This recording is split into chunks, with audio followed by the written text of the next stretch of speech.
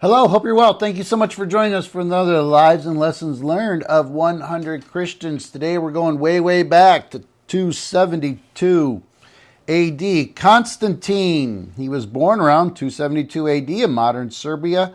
He emerged from humble origins to become one of Rome's most transformative emperors. His father was a military officer who rose to the title of Caesar in the tetrarchy system under Diocletian, while his mother Helena was likely a low-born Christian or a sympathizer.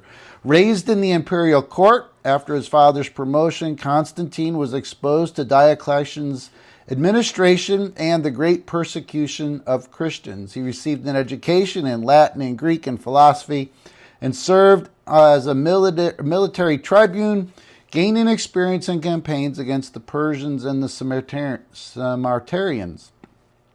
After Constantius became Augustus of the West, that's a title in 305, Constantine joined him fighting in Chalcedon. Upon Constantius's death in 306, his troops proclaimed Constantine to be Augustus, defying the tetrarchy's succession rules.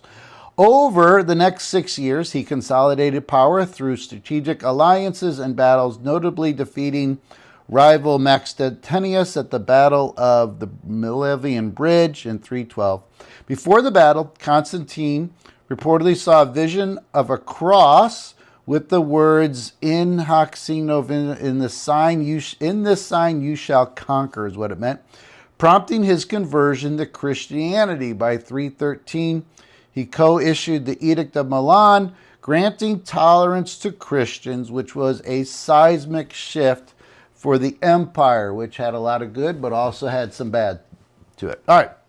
As sole emperor in 324, Constantine ruled until 337, unifying a fractured empire.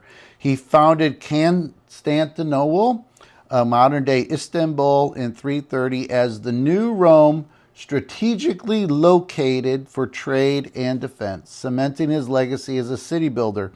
His military reforms strengthened the mobile army, securing borders, while his economic policies stabilized Rome's economy for centuries. Constantine's embrace of Christianity reshaped the empire. He funded churches like St. Peter's Basilica, which is still here, convened the Council of Nicaea, establishing the Nicene Creed, and declared Sunday a rest day. Though baptized only on his deathbed, his policies exempting clergy from taxes, outlawing pagan sacrifices, and promoting Christian officials shifted Rome toward a Christian state, which again was good and bad. He also maintained some pagan practices like the title Pontific Maximus to ease the transition. His mother Helena, a devout Christian, undertook pilgrimages, founding churches like the Church of the Holy Sepulchre in Jerusalem, which is, again, still around today. Legacy and impact. His reign marked the Roman Empire's pivot from paganism to Christianity, influencing Western civilization for thousands of years. The Edict of Milan and the Council of Nicaea laid foundations for Christian doctrine and state-church relations. Constantinople thrived as a Christian capital until 453.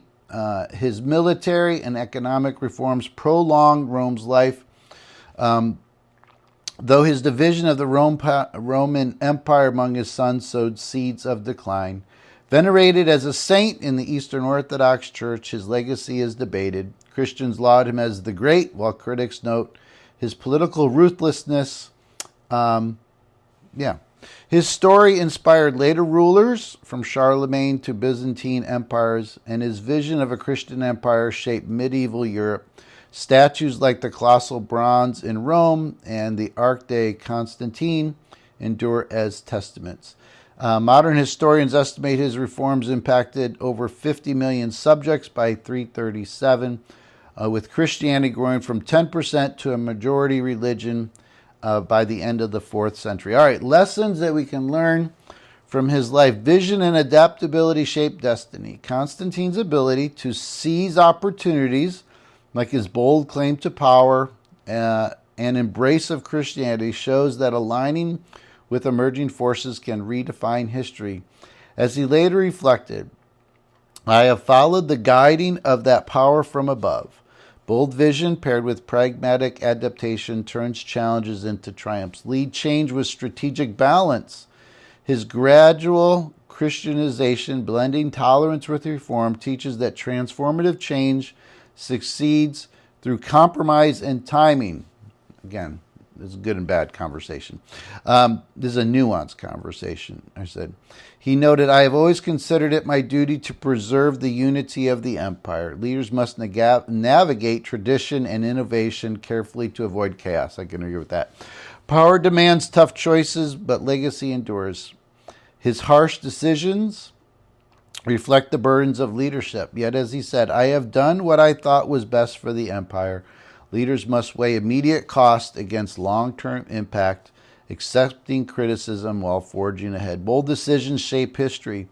His choice to back Christianity despite the risk shows that decisive actions can redefine civilizations. He wrote, I am convinced that through this sign we shall have victory. Greatness lies in risk-taking for a higher purpose. Constantine's journey from a soldier's son to the architect of Christian Rome teaches that faith, strategy, and resolve can alter the course of empires. As he declared, with the power of God, I have subdued kingdoms. For those facing daunting odds, his life urges, envision greatly, act decisively, and build for eternity. All right, a lot going on with Constantine. A lot of good, a little bit of bad.